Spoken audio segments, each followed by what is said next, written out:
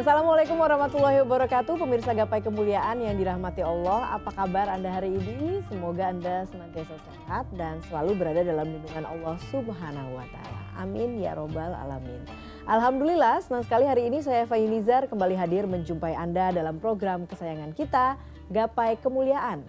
Selama 30 menit ke depan, insya Allah kita akan membahas masalah seputar fikih, adab, dan tauhid dalam kehidupan sehari-hari yang tidak jarang masih banyak dari kita yang salah dalam memahami dan bahkan mempraktekannya. Dan seperti biasa, saya tidak sendiri, hari ini sudah hadir bersama saya di studio.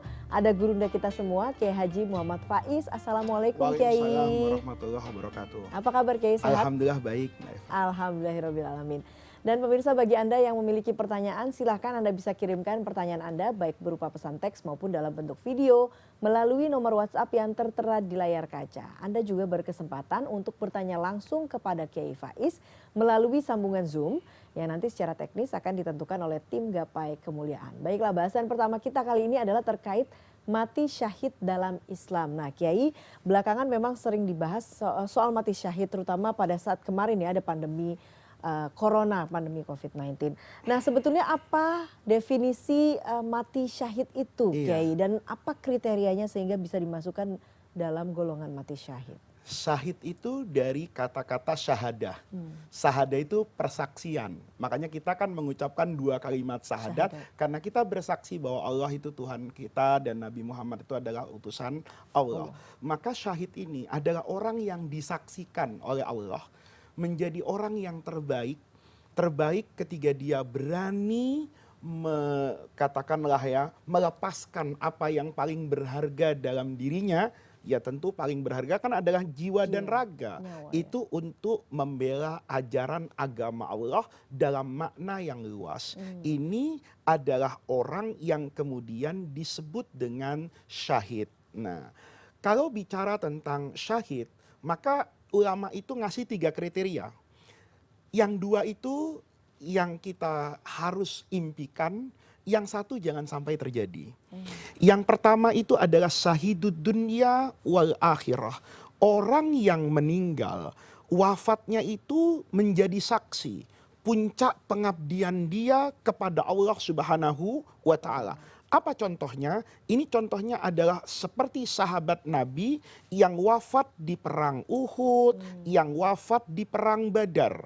Ini mereka boleh dikatakan melepaskan yang paling berharga dalam hidupnya, meninggalkan anak dan istrinya untuk kemudian menegakkan ajaran agama Allah.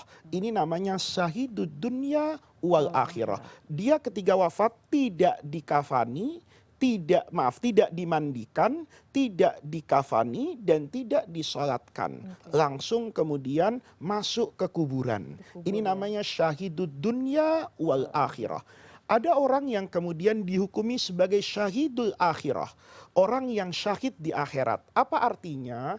Dia di dunia dihukumi seperti orang lain yang meninggal. Ya dimandikan, ya dikafani, ya disolatkan. Tetapi dia akan memiliki pahala yang tidak kalah dengan orang yang mati syahid ketika mati di medan perang. Siapa orang-orang ini? Orang-orang yang menerima ujian dari Allah, apapun bentuknya, sebesar apapun rasanya, dengan penuh kelapangan dada. Nih, misalnya Mbak Eva tadi sebut pandemi. Orang yang sakit dengan penyakit yang berat sekali, tetapi dalam sakitnya dia tidak bertanya kepada Allah, mengapa saya? Ini penting nih. Kita ini sering kalau lagi nggak enak nanya sama Allah, kenapa Allah kok yang sakit harus saya? Tapi ketika punya duit, kita nggak pernah tanya tuh sama Allah, ya Allah kenapa ya kok harus saya yang kaya? Nah, orang yang seperti ini tidak pernah mempertanyakan takdir Allah, memandang bahwa apa yang menjadi bagian dia di dunia ini, apa yang menjadi takdir dia di dunia ini sebagai karunia terindah dari Allah. Kalau kemudian dia sampai meninggal karena beban ini, dia dihukumi sebagai orang mati syahid. Orang membela keluarganya. Misalnya malam hari itu ada orang masuk, na'udzubillah, ke rumah kita ingin menyakiti dan mempermalukan istri misalnya. Kemudian sang suami itu membela sampai kemudian dia kehilangan apa itu? Nyawanya. Maka dia dihukumi sebagai syahidul akhirah. Akhirah. Nah, yang terakhir ini yang tidak nyaman. Perilakunya seperti orang yang mengejar syahadah, tetapi ada perilaku yang tidak dibenarkan di dalam agama. Misalnya, dulu zaman Nabi itu ada orang yang kemudian meninggal dalam keadaan syahid. Ketika itu ada orang yang memuji itu, ya Rasulullah, bahagia betul ya orang ini masuk ke dalam surga. Kata Nabi, awa ghairu dzalika. Jangan-jangan tidak seperti itu.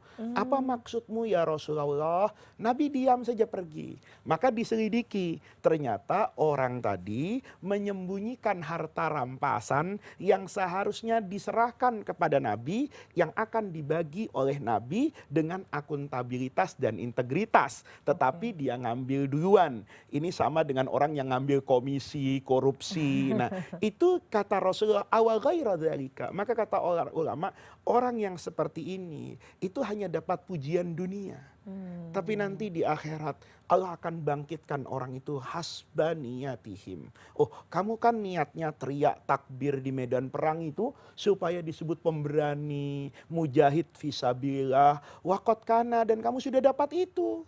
Untuk apa minta lagi sama saya? Kan kamu inginnya itu. Nah, ini nggak enak ini. Ini jangan sampai terjadi pada kita. Nauzubillah min zalik ya Kiai ya. Iya. Nah, kalau kemudian tadi bicara soal jihad, apa sebetulnya definisi jihad Kiai? Iya. Iya. Ini orang sering mencampur adukkan makna jihad dan qital, perang.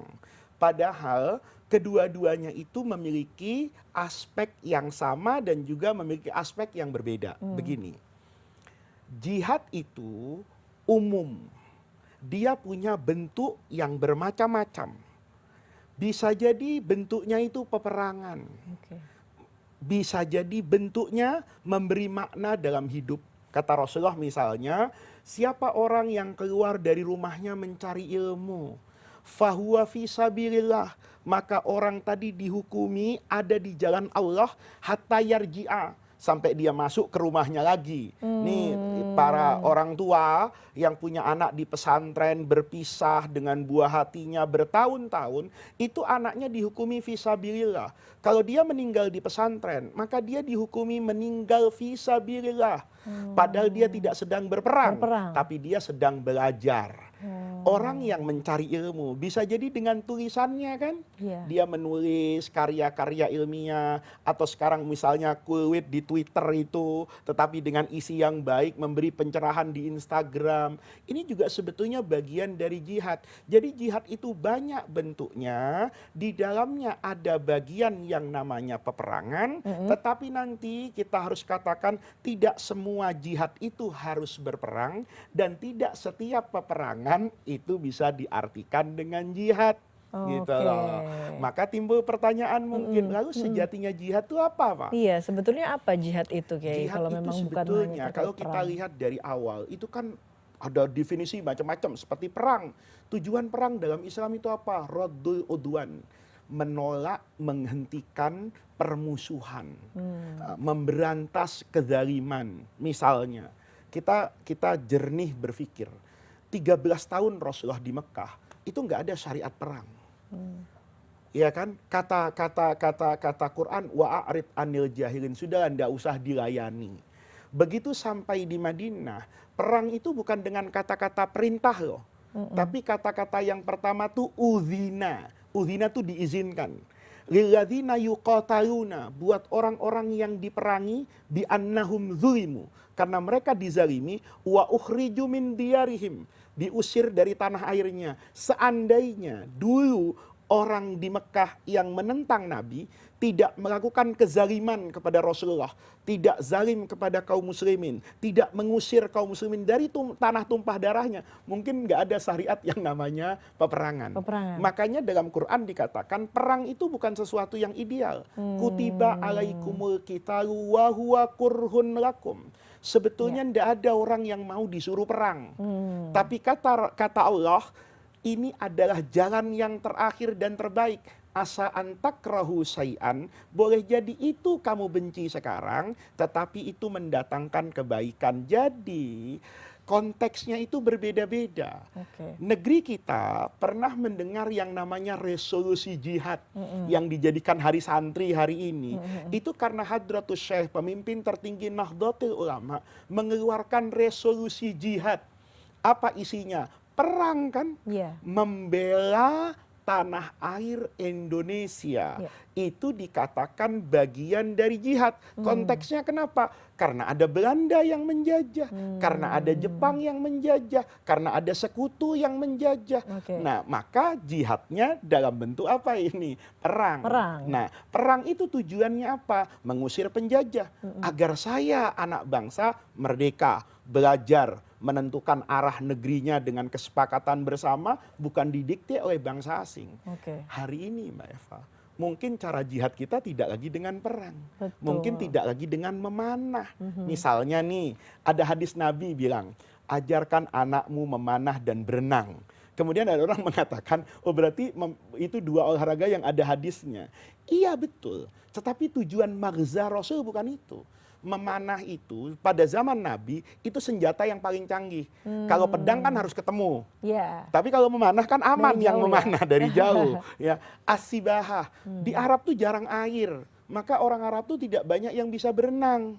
Maka seolah Nabi bilang, kuasailah ilmu pengetahuan yang paling hebat namanya memanah zaman saya, dan kalian harus punya keahlian yang jarang dimiliki oleh orang. Oke. Zaman Nabi namanya berenang. Berenang. Tentu hari ini konteksnya menjadi berbeda gitu. Kuasailah ekonomi, kuasailah sains, sehingga kita bisa menjadi bangsa yang kuat.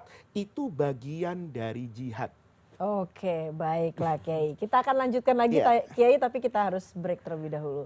Jangan kemana-mana, Gapai Kemuliaan akan segera kembali.